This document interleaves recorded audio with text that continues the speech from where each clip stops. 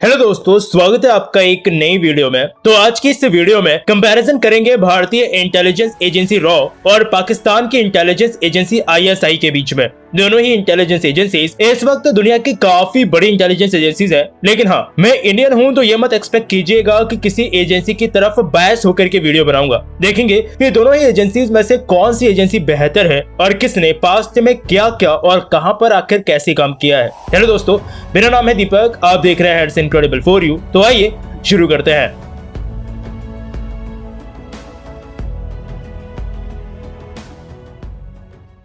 तो शुरुआत करते हैं इनकी एस्टेब्लिशमेंट से। बात करते हैं आईएसआई की। 1 जनवरी 1948 यानी 1948 को आईएसआई को एस्टेब्लिश किया गया था। क्या हुआ, कुछ ज्यादा जल्दी कर दिया? जी हाँ, 1947 में पाकिस्तान बना था और एक ही साल बाद यानी 1948 में आईएसआई को एस्टेब्लिश कर दिया गया। क्यों? क्योंकि 1947-48 में ही इंडिया पाकिस्तान का पहला वॉर हो गया था कश्मीर को लेकर के, और तब क्योंकि कंट्री बिल्कुल नई बनी थी तो मिलिट्री कोऑर्डिनेशन में और इंटेलिजेंस गैदरिंग में उस समय बहुत ज्यादा दिक्कत आई थी पाकिस्तान को, जिसके लिए उन लोगों को एक इंटेलिजेंस एजेंसी की कमी काफी महसूस हुई थी और इस इंटेलिजेंस एजेंसी को बनाने का सोचा गया था और आईएसआई की उसी समय नींव पड़ी थी। और आज इस्लामाबाद में आईएसआई का हेडक्वार्टर लोकेटेड है और ये लोग वहीं से ऑपरेट करते हैं। लेकिन इंडिया के अंदर रॉ बहुत बाद में स्टैब्लिश हुआ 1968 में जाकर के। लेकिन ऐसा क्यों? क्योंकि ब्रिटिश राज के टाइम से हमारे पास एक इंटेलिजेंस एजेंसी थी जिसका नाम था इंटेलिजेंस ब्यूरो,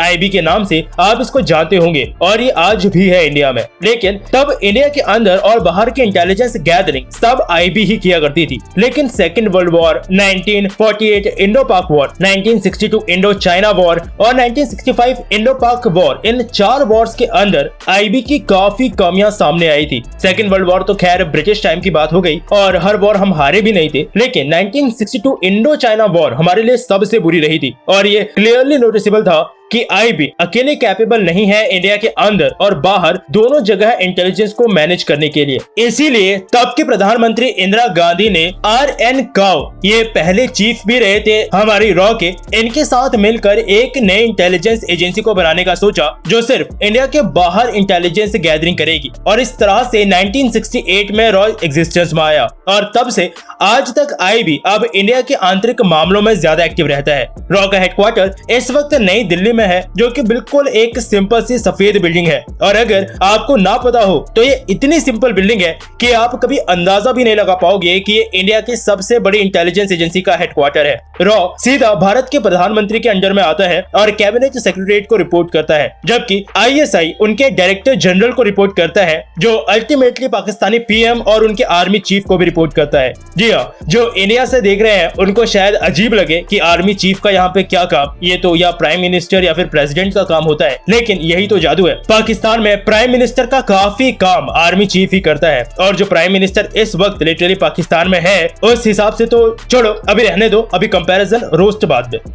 वैसे इन दोनों ही इंटेलिजेंस एजेंसीज के बारे में कोई बहुत ज्यादा इंफॉर्मेशन बाहर अवेलेबल नहीं है। कुछ कमेंट्स कुछ समय पहले मैंने अपनी पाकिस्तानी इकोनॉमी वाली वीडियो पे जरूर देखे थे, जो अल्टीमेटली एक रोस्टिंग वीडियो बन गई थी कि कुछ लोगों ने कमेंट किया था कि वो आईएसआई से हैं और उन्हें वो वीडियो पसंद नहीं आई। तो मैंने वापस कमेंट किया कि कुछ जानकारी मिल जाए, लेकिन उन्होंने रिप्लाई भी नहीं किया और कमेंट भी डिलीट कर दिया, पता नहीं क्यों। इसीलिए मुझे खुद ही मेहनत करनी पड़ी और जो सबसे पहली चीज मैंने रिसर्च में निकाली वो था बजट। रॉ का बजट इस वक्त 300 से 400 मिलियन डॉलर्स के बीच में हो सकता है, वहीं आईएसआई का 300 से 500 मिलियन डॉलर्स के बीच में। ये वो मोस्ट एक्यूरेट नंबर है जो मुझे मिला है। अब कितना सही है ये तो कोई नहीं बता सकता, क्योंकि इन इंटेलिजेंस एजेंसीज के बजट की इंफॉर्मेशन पब्लिकली अवेलेबल नहीं है। लेकिन एक चीज अवेलेबल है, वो है रैंकिंग्स, जिसमें कौन सी इंटेलिजेंस एजेंसी कहां पे रैंक करती है। दुनिया की सबसे बेस्ट इंटेलिजेंस एजेंसी किसे माना जाता है? गूगल की बात करें, गूगल बोल रहा है CIA। पिक्चर डाल दूंगा मैं वीडियो में ताकि आपको कोई दिक्कत ना हो। पाकिस्तानी वेबसाइट जैसे DND की बात करें तो ऑब्वियसली उनके अनुसार है ISI,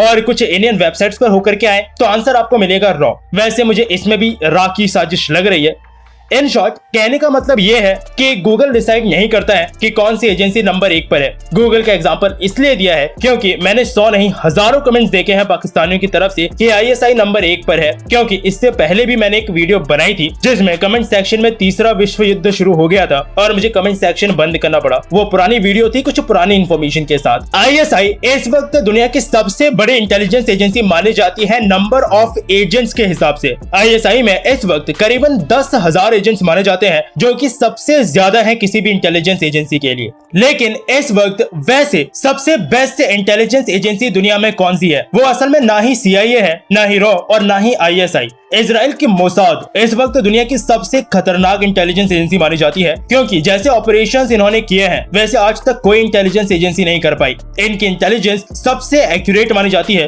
और अब यही सच है जो इंडिया और पाकिस्तान से देख रहे हैं, उन्हें ये चीज एक्सेप्ट करनी पड़ेगी। क्योंकि रॉ की अगर बात करें तो रॉ की इंटेलिजेंस कई बार फेल हुई है, जो चीज ये बताती है कि आज भी रॉ में लूप होल्स हैं। और अगर ISI के कुछ मिशन की बात करें तो इन्होंने अफगानिस्तान में सोवियत के खिलाफ काफी तगड़ा काम किया था। उसके अलावा इंडियन ओशियन और अफ्रीका में होने वाले इलीगल स्मगलिंग को भी बहुत हद तक कंट्रोल किया है ISI ने। लेकिन अफगानिस्तान में ISI की मदद CIA ने भी की थी। और पर्सनली मैं बोलूंगा कि ये सिर्फ अमेरिकन प्लान था सोवियत के इन्फ्लुएंस को अफगानिस्तान में खत्म करने के लिए, क्योंकि यहीं से कई टेररिस्ट ऑर्गेनाइजेशंस की उस समय नींव पड़ी थी। और इसीलिए ISI ने भले ही मदद बहुत की CIA की, लेकिन अल्टीमेटली वो मदद गई टेररिस्ट ऑर्गेनाइजेशंस के लिए। ISI के टाइम पे ही 1971 का वॉर पाकिस्तान बहुत बुरी तरह हारा था। बाकायदा इसको रॉ का अचीवमेंट माना जाता है, क्योंकि रॉ ने 1971 के टाइम पे ईस्ट और वेस्ट पाकिस्तान का जो लिंक था वो पूरी तरह से तोड़ दिया था। उनकी सबमरीन PNS गाजी को डुबाने में रॉ का काफी इंपॉर्टेंट रोल रहा था। 1974 में ऑपरेशन स्माइलिंग बुद्धा इंडिया ने कंडक्ट किया था, जो कि इंडिया का पहला न्यूक्लियर बॉम्ब टेस्ट था। और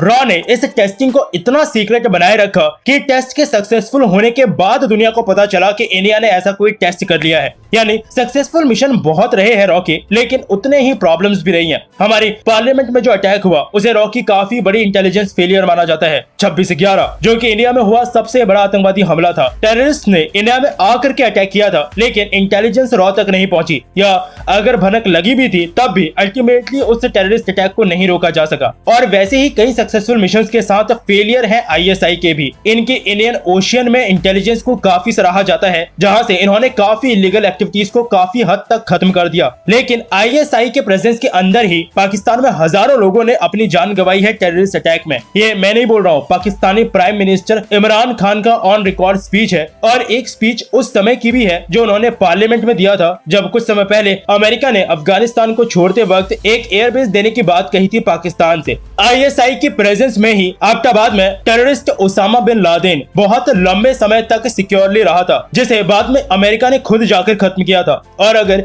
एक इतने बड़े टेररिस्ट के कंट्री में होने की इंफॉर्मेशन एक इंटेलिजेंस एजेंसी को नहीं है, तो फिर वो सिर्फ गूगल सर्च में ही नंबर 1 हो सकती है। 2014 में पाकिस्तान के स्कूल में हुआ अटैक ISI का एक और सबसे बड़ा फेलियर माना जाता है, जिसकी इंटेलिजेंस ISI को मिली थी या नहीं मुझे नहीं पता, लेकिन अल्टीमेटली इस अटैक को ISI नहीं रोक पाई। और एक जो सबसे बड़ा फेलियर, वैसे मैं इसे फेलियर नहीं बोलूंगा लेकिन पाकिस्तानी जरूर बोलेंगे, वो ये कि जिस चीज की वजह से 1948 में ही ISI को बनाना पड़ा था वो आज तक अचीव नहीं हुआ है, यानी कश्मीर। और कुछ समय पहले इंडियन गवर्नमेंट ने आर्टिकल 370 हटा दिया, 35 कश्मीर से पूरी तरह खत्म कर दिया, लेकिन वो अल्टीमेट ऑब्जेक्टिव अचीव होता हुआ कहीं नहीं दिख रहा, जिसके लिए सो कॉल्ड इंटेलिजेंस एजेंसी को बनाया गया था। तो अल्टीमेटली मेरे कहने का मतलब ये है कि हर एजेंसी ने कुछ अच्छा काम किया है और हर एजेंसी के फेलियर्स रहे हैं, कुछ के कम रहे हैं तो कुछ के काफी ज्यादा। लेकिन सीधी सी बात है, अपने देश के लिए हर एजेंसी अच्छी है, लेकिन नंबर 1 इन दोनों में से कोई भी नहीं है। दोनों को बहुत लंबा रास्ता भी तय करना है, क्योंकि जितना स्ट्रॉन्ग ISI को दिखाया जाता है वो अगर उतनी स्ट्रॉन्ग होती तो पाकिस्तान का इन्फ्लुएंस ना सिर्फ साउथ एशिया में बल्कि पूरे वर्ल्ड में इस वक्त बहुत ज्यादा और अलग होता।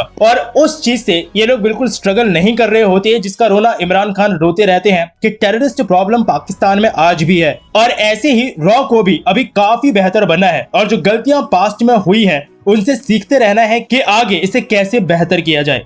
बाकी आपने अगर कुछ कहना है तो नीचे कमेंट सेक्शन खुला है, शायद जब आप वीडियो देख रहे हो, क्योंकि अगर कमेंट सेक्शन में तीसरा विश्व युद्ध शुरू हुआ तो मुझे शायद बंद करना पड़े, लेकिन अगर खुला है तो आपके दिल में कोई भी बात है तो नीचे कमेंट सेक्शन में जरूर बताइएगा। तो बस अभी के लिए इस वीडियो में इतना ही, फिर मिलूंगा आपसे एक और नई इंटरेस्टिंग टॉपिक की एक नई वीडियो के साथ। तब तक के लिए अलविदा।